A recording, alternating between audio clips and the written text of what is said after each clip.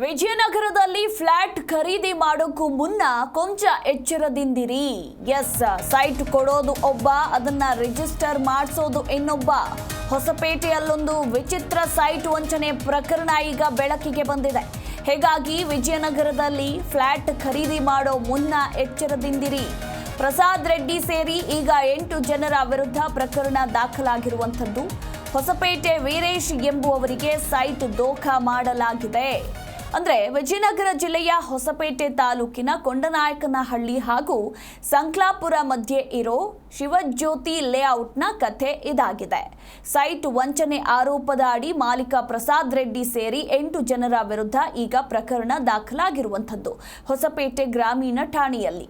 ಇನ್ನು ಹೊಸಪೇಟೆ ನಿವಾಸಿ Veeresh ಎನ್ನುವವರಿಗೆ power of attorney ಬರೆದುಕೊಟ್ಟಿರೋ Shivajyothi ಬಡಾವಣೆ ಮಾಲೀಕ ಪ್ರಸಾದ್ ರೆಡ್ಡಿ.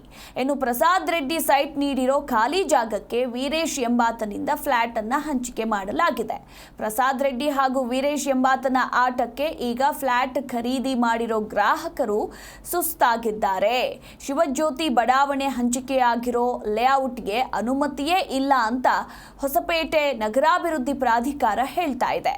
ಅನುಮತಿಯನ್ನ ಪಡೆದುಕೊಳ್ಳದೆ ಲೇಔಟ್ ನಿರ್ಮಿಸಿ ಜನರಿಗೆ ಸೈಟ್ ನೀಡಿ ದೋಖಾವನ್ನ ಮಾಡ್ತಾ ಇದ್ದಾರಾ ಇವರು ಅನ್ನೋ ಪ್ರಶ್ನೆ ಕೂಡ ಈಗ ಮೂಡಿ ಬರ್ತಿರುವಂಥದ್ದು.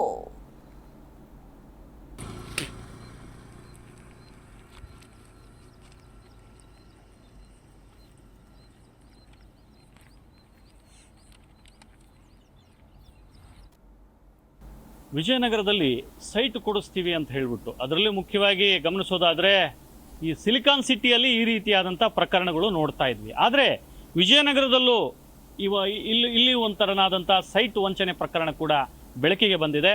ಈ ಸೈಟ್ ವಂಚನೆ ಪ್ರಕರಣವನ್ನು ನೋಡೋದಾದರೆ ಸುಮಾರು 23 ವರ್ಷಗಳ ಹಿಂದೆ ನಡೆದಿರ್ತಕ್ಕಂಥ ಈ ಒಂದು ಪ್ರಕರಣ. ಸುಮಾರು 100ಕ್ಕೂ ಹೆಚ್ಚು ಜನ ಸಂತ್ರಸ್ತರು ಇವತ್ತು ಲೋಕಾಯುಕ್ತರಿಗೆ ದೂರು ಕೊಟ್ಟಿದ್ದಾರೆ, ಸಂಘಟನೆಗಳ ಮೊರೆ ಹೋಗಿದ್ದಾರೆ. ನಮ್ಮ ಸೈಟ್ ಯಾವುದು ಅಂತಲೂ ಗೊತ್ತಾಗ್ತಾ ಇಲ್ಲ, ರಿಜಿಸ್ಟ್ರೇಷನ್ ಕೂಡ ಮಾಡಿಕೊಟ್ಟಿಲ್ಲ. ಆ ವಂಚನೆಯ ಜಾಲವನ್ನು ಕೂಡ ಈಗ ಪೊಲೀಸರು ಭೇದಿಸೋ ನಿಟ್ಟಿನಲ್ಲಿ FIR ಕೂಡ ಆಗಿರ್ತಕ್ಕಂಥದ್ದು. ಇದೇ ನಿಟ್ಟಿನಲ್ಲಿ ಏನು ಕರ್ನಾಟಕ ರಕ್ಷಣಾ ವೇದಿಕೆಯ ಮುಖಂಡರು ಕೂಡ ನಮ್ಮ ಜೊತೆ ಇದ್ದಾರೆ. ಏನು ಮೋಸ ಹೋಗಿರ್ತಕ್ಕಂಥ 100ಕ್ಕೂ ಹೆಚ್ಚು ಜನ ಅವ್ರನ್ನ ಸಂಪರ್ಕ ಕೂಡ ಮಾಡಿದ್ದಾರೆ. ಏನಿದು ಪ್ರಕರಣ ಅನ್ನುವಂಥದ್ದನ್ನು ಅವ್ರನ್ನೇ ಕೇಳ್ತಾ ಹೋಗೋಣ. ಸರಿಗ ಸುಮಾರು 23 ವರ್ಷಗಳ ಹಿಂದೆ ನಡೆದಿರ್ತಕ್ಕಂಥ ಈ ಒಂದು ಪ್ರಕರಣ. ಸುಮಾರು 400ಕ್ಕೂ ಹೆಚ್ಚು ಜನ ಸೈಟ್ ತೊಗೊಂಡಿದ್ದಾರೆ ಶಿವಜ್ಯೋತಿ ಬಡಾವಣೆಯಲ್ಲಿ. ಈಗ ಆ ಸೈಟ್ ನಿಜವಾದಂಥ ಓನರ್ ಯಾರು ಅನ್ನುವಂಥದ್ದೇ ಇವತ್ತು ಯಕ್ಷ ಪ್ರಶ್ನೆಯಾಗಿ ಉಳ್ಕೊಂಡಿರ್ತಕ್ಕಂಥದ್ದು. ಈಗ ಸೈಟ್ ಅಂತೂ ತೊಗೊಂಡಿದ್ದಾರೆ, ಅವರಿಗೆ ರಿಜಿಸ್ಟ್ರೇಷನ್ ಮಾಡಿಕೊಟ್ಟಿಲ್ಲ, ಲೇಔಟು ಕೂಡ ಅನುಮತಿ ಇಲ್ಲ ಅಲ್ವಾ? ಲೇಔಟು ಕೂಡ ಅನುಮತಿ ಇಲ್ಲ. ಏನು ಹೇಳ್ತೀರಾ ಸರ್ ಈ ಪ್ರಕರಣಕ್ಕೆ ಸಂಬಂಧಪಟ್ಟಂತೆ?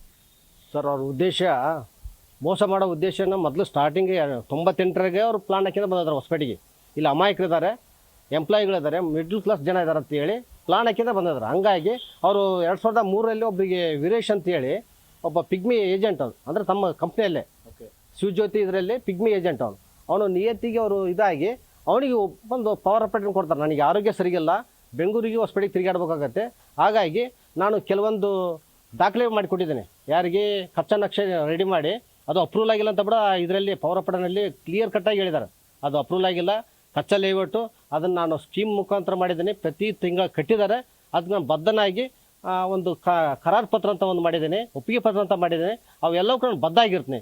ಅದಕ್ಕಾಗಿ ನನ್ನ ಪರವಾಗಿ ವೀರೇಶ್ ಅವ್ರನ್ನ ಜನರಲ್ ಪವರ್ ಆಪರೇಟರ್ಗೆ ಕೊಡ್ತಾ ಇದ್ದೇನೆ, ಅದನ್ನು ನಿಭಾಯಿಸ್ಕೊಂಡು ಹೋಗೋದು ಇವ್ರಿಗೆ ಇರುತ್ತೆ ಅಂತ ಹೇಳಿ ಅದರಲ್ಲಿ ಕ್ಲಿಯರ್ ಆಗಿ ಕಟ್ ಮಾಡಿದ್ದಾರೆ. ಸರ್, ಈಗ ಸುಮಾರು 8 ಜನರ ವಿರುದ್ಧ FIR ಆಗಿದೆ. ಹೌದು ಸರ್. ಸೊ ಇದರಲ್ಲಿ ಮುಖ್ಯ ಪಾತ್ರಧಾರಿ ಯಾರು, ಯಾರ ಹೆಸರಲ್ಲಿತ್ತು ಆ ಸೈಟು, ಅಂದರೆ ಮೂಲ ವಾರಸುದಾರರು ಯಾರು, ಯಾರಿಂದ ಯಾರಿಗೆ ಪವರ್ ಆಫ್ ಅಟಾರ್ನಿ ಆಗುತ್ತೆ?